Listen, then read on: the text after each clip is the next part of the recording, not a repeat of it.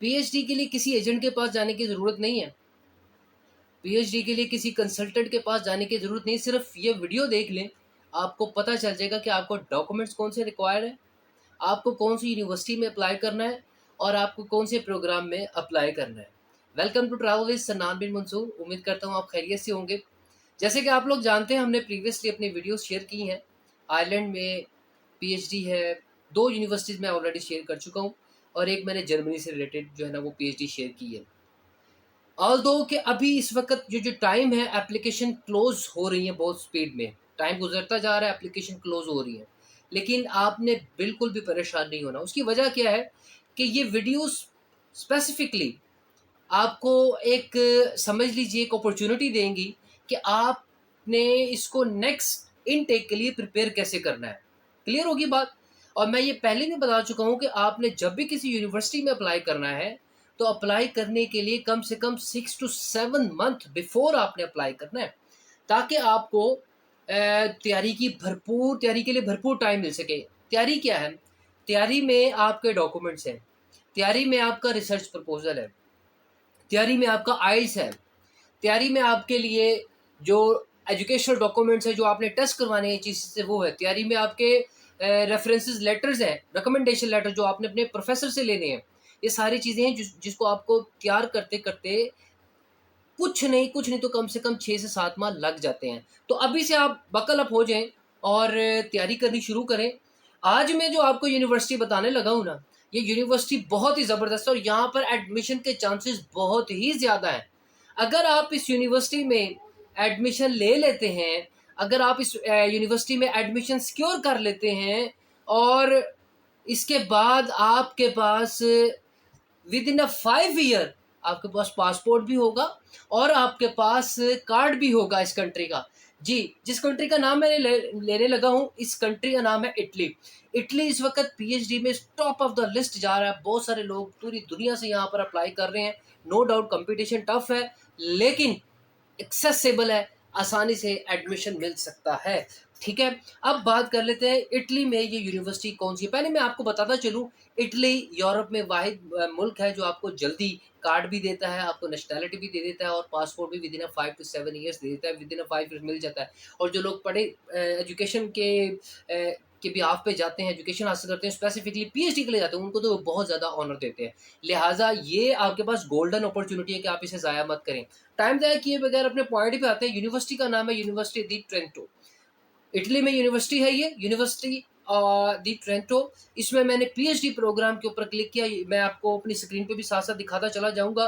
PhD के programme, इसमें vast programme available है। हर तरह के मैथ हो, फाइन आर्ट्स हो, डिजिटल स्टडीज़ हो, कोई और स्टडीज़ हो लाइक एआई हो, इंग्लिश लिंग्विस्टिक्स हो। इसके अलावा और बहुत सारे प्रोग्राम इस वक़्त मौजूद हैं। बायो मॉलिक्यूलर से रिलेटेड हो, सिविल इंजीनियरिंग से रिलेटेड हो, सारी इस वक़्त इसके अंदर जो है ना वो पीएचडी के प्रोग्राम्स मौजूद हैं। 41 साइकिल है ये एंड प्लस 3 इयर्स का ये ड्यूरेशन है। ठीक है? 3 इयर्स का मतलब है कि आफ्टर 2 इयर्स आपको कार्ड मिल जाता है। क्लियर होगी बात मेरी है? तो 3 इयर्स का ये प्रोग्राम है। कौन-कौन से प्रोग्राम है मैं आपको बताता जाता हूँ, स्क्रीन पे देखते जाएँ। मैं आपको पहले भी बता चुका हूँ, पेंसिल रख लिया करें पास ताकि इम्पोर्टेंट चीज़ें आप नोट डाउन कर लें। अच्छा जी, सबसे पहले मैं बात कर लेता हूँ agri food and environment science. 3 years का ये प्रोग्राम है। लैंग्वेज है इसमें इंग्लिश। ठीक हो गया। Area of study social science and technology. उसके बाद आ जाता है बायो मॉलिक्यूलर साइंसेज है, सेम है। सिविल एनवायरनमेंट है, मैकेनिकल इंजीनियरिंग है, और उसके बाद ब्रेन साइंसेज है and comparative and European legal studies हैं। ठीक है? 3 साल की है सारी, ये ह्यूमैनिटीज़ में आता है। Comparative and European legal studies, these are the humanities subject. Okay? जब आप ह्यूमैनिटी पे जाते हैं ना, तो उसके अंदर और बहुत सारे कोर्सेज़ निकल आते हैं जिसके ऊपर आपने रिसर्च करनी है। अच्छा, फिर उसके बाद हम चलते हैं economic and finance, areas of studies humanities. Okay, European culture, environment, context and histories, art and science, this is also humanities. उसके बाद पीएचडी प्रोग्राम है जी, फॉर्म्स एंड कल्चर एक्सचेंज। फिर उसके बाद industrial innovation, information engineering, computer science and international studies. There are lot of subjects जिसमें आप apply कर सकते हैं, आप अपने सब्जेक्ट्स को एक्सप्लोर कर सकते हैं। अगर आपका कोई सब्जेक्ट नहीं आ रहा ना, आपका कोई साइंस सब्जेक्ट, तो आप साइंस सब्जेक्ट में जाके एक बार क्लिक करेंगे तो उसमें और सब बहुत सारे कोर्सेज़ निकलेंगे, जैसे कि मैंने आपको पहले बताया है, ठीक है? अब हम अगर इसकी रिक्वायरमेंट्स की तरफ देखें, तो इसकी रिक्वायरमेंट्स सेम हैं। सेम से मुराद ये है कि जैसे कि मैंने आपको बताया था आपको शुरू में कि आपको सबसे पहले आपके डॉक्यूमेंट्स चाहिए, उन डॉक्यूमेंट्स में आपका अटेस्टेड होना ज़रूरी है, लाइक मास्टर्स या एमफिल का डॉक्यूमेंट। अच्छा, रिसर्च के लिए ना मैं ये समझता हूँ, बल्कि ये यूनिवर्सिटी की रिक्वायरमेंट्स भी हैं कि आप जिस यूनिवर्सिटी में अप्लाई कर रहे हैं ना, उस यूनिवर्सिटी की जो डिमांड होती है, वो ये होती है कि जो पीएचडी के लिए कैंडिडेट है वो अप्लाई करने के लिए आ रहे हैं ना, उनका कम से कम रिसर्च बैकग्राउंड हो। अगर आपने रिसर्च नहीं की, नो डाउट, लेकिन आपको बाकी क्राइटेरिया को मीट करना पड़ेगा। आपको ये प्रूव करना पड़ेगा कि यस आप रिसर्च कर सकते हैं। वो कैसे कर सकते हैं? मिसाल के तौर पर आपका रिसर्च बैकग्राउंड नहीं है, आप पब्लिकेशन के थ्रू जो है ना वो यानी आप 1 या 2, कम से कम 2 पब्लिकेशंस के थ्रू जो है ना वो कन्विंस कर सकते हैं प्रोफ़ेसर को कि मैंने अपने मास्टर्स प्रोग्राम के दौरान ये 2 आर्टिकल जो है ना वो पब्लिश किए, और आजकल जो पब्लिश करवाना है article, it's not a difficult task, आप इजीली पब्लिश करवा सकते हैं, ठीक है? उसके बाद आपका आ जाता है रिसर्च प्रपोज़ल, जो मैं बारहा कह चुका हूँ।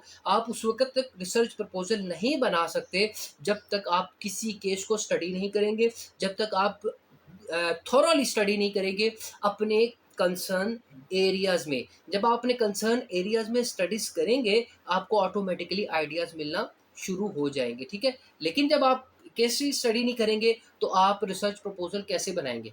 रिसर्च प्रपोज़ल बनाने के लिए आपको केस स्टडी करना ज़रूरी है। तो research proposal is the backbone of your applications, ठीक है? तो प्रोफ़ेसर जब आपका रिसर्च प्रपोज़ल पढ़ेगा, वो कहेगा कि यार ये तो रिसर्च इसके ऊपर हुई नहीं है, तो डेफ़िनिटली वो आपको रिकमेंड करेगा। अच्छा, फिर उसके बाद आपके पास आइल्स होना ज़रूरी है। देखें, सारे के सारे कोर्सेज़ इंग्लिश में हैं, सब कोर्सेज़ इंग्लिश में हैं। बाहर जाने का ख्वाब अगर आपने देखा है, तो आपको ये डॉक्यूमेंट्स पूरे करने पड़ेंगे, आपको रिक्वायरमेंट्स पूरी करनी पड़ेगी। मैं आपको कोई सुहाने ख्वाब जो है ना वो नहीं दिखा रहा कि भई हाँ जी, आप ईज़िली जा सकते हैं, ये ईज़ी नहीं है। But it is not possible. Easy नहीं है, लेकिन जो है ना वो मुश्किल भी नहीं है, लेकिन हम ये भी नहीं कह सकते कि हम इसको अचीव नहीं कर सकते। अगर मेहनत की जाए, प्रॉपर की जाए, प्रॉपर प्लानिंग के साथ कीजिए, स्ट्रैटेजी बना के चला जाए, 1 साल की पूरी प्लानिंग कीजिए कि यार 1 साल के बाद मुझे ये डॉक्यूमेंट्स मिलेंगे और मैं 1 साल के अंदर-अंदर ये अप्लाई करूँगा। मेरे आइल्स मेरा 6.5 आ गया है, 7 तक मैंने ईच बैंड ले लिया है। मेरे एचईसी से सारे डॉक्यूमेंट्स अटेस्ट हैं, ठीक है, अटेस्ट हैं।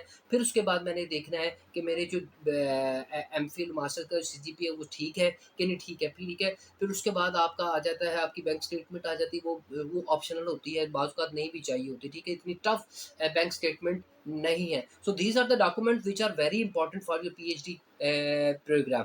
तो आपने क्या करना है, इन सारे डॉक्यूमेंट्स को इकट्ठा कर लेना है, और अभी तक इन ये एप्लीकेशंस ओपन है, ठीक है। 1 जुलाई से इंटरव्यू स्टार्ट हो जाएँगे, सिलेक्शन स्टार्ट हो जाएगी, लिहाज़ा टाइम थोड़ा है। लेकिन मैं ये नहीं कह रहा कि आप अभी से अप्लाई करना शुरू कर दें, अभी से अप्लाई आप नहीं करेंगे, it's okay, no problem at all, but you can prepare for the next year, ठीक है। इस अगले साल इन्हीं दिनों में, यानी कि जून में आपने समझ लीजिए अप्लाई कर देना है इस यूनिवर्सिटी में। यूनिवर्सिटी का नाम है university of Italy, di di Trento. ये यूनिवर्सिटी है इटली में। सारे प्रोग्राम्स अवेलेबल हैं, ह्यूमैनिटीज़ के अवेलेबल हैं, इंजीनियरिंग के अवेलेबल हैं, आईटी से रिलेटेड है, मैथमेटिक्स से रिलेटेड है, एजुकेशन से रिलेटेड है, हिस्ट्री से रिलेटेड है, कंपैरेटिव स्टडी से रिलेटेड है, कंप्यूटर से रिलेटेड है, साइंस है, बायो मॉलिक्यूलर है, साइंस सब्जेक्ट सारे इसमें मौजूद है। लिहाजा आप देर ना कीजिए, अपने डॉक्यूमेंट्स प्रिपेयर कीजिए और इस अपॉर्चुनिटी से भरपूर फ़ायदा उठाएँ। यकीनन, यकीनन अगर आप डेडिकेटेडली अपने सफ़र को जारी रखें, अपने डॉक्यूमेंट्स प्रिपेयर करें, तो मंज़िल आपके कदमों को छू छू लेगी। जैसे कि लामा इकबाल ने फ़रमाया, कोई काबिल हो तो हम शानें कई देते हैं, ढूँढने वालों को दुनिया भी नहीं देते हैं। इंशाअल्लाह नेक्स्ट आपके साथ मिलते हैं वीडियो में।